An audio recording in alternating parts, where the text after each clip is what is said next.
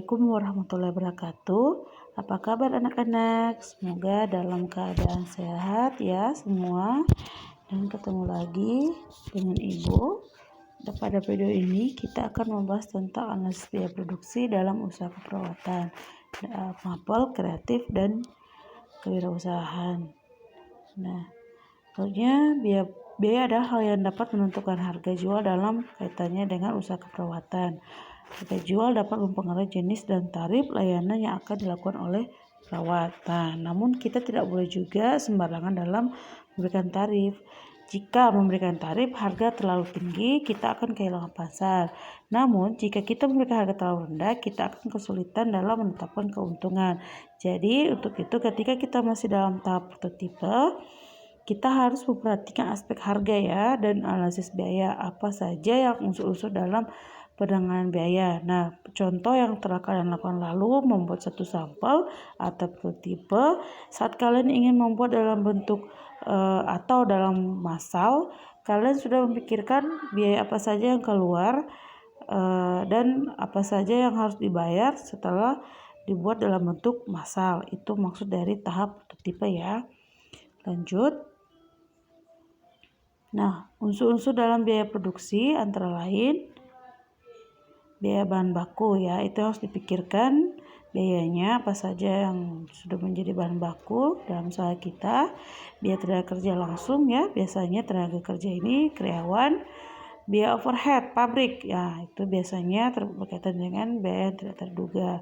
Nah, biaya eksplisit dan implisit bisa kalian baca selengkapnya dalam buku, itu sudah dijelaskan secara rinci biaya apa saja termasuk dari eksplisit dan implisit. Nah, ini yang sering muncul pada saat kita melakukan biaya produksi.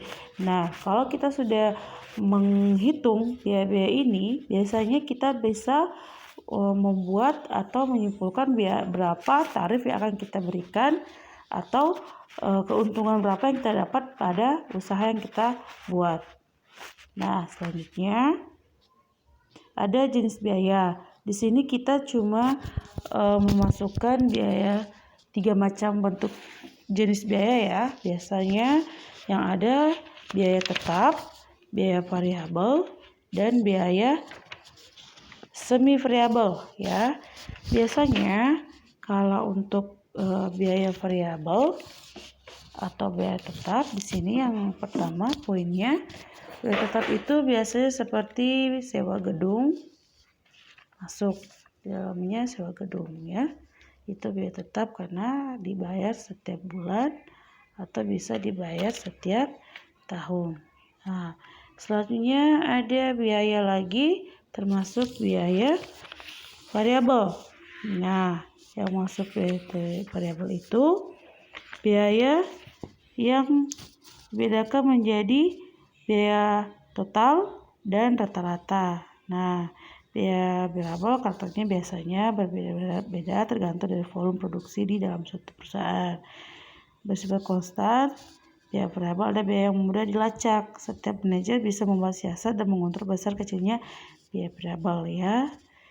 Nah, ini situ bisa kalian baca lengkap penjelasannya di buku ya tentang biaya variabel.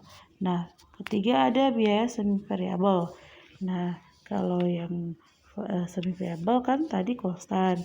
Kalau semi variabel dia biasanya biaya yang campuran ya dari biaya tetap dan biaya variabel.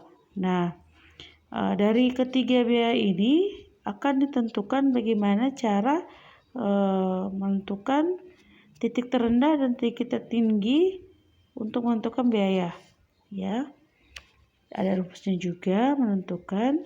Nah, yang paling intinya di sini bagaimana kalian bisa mencari rumus sehingga kalian dapat menentukan bagaimana untung atau tarif yang kalian akan gunakan pada usaha kalian. Nah, selanjutnya ada contoh kasus ya.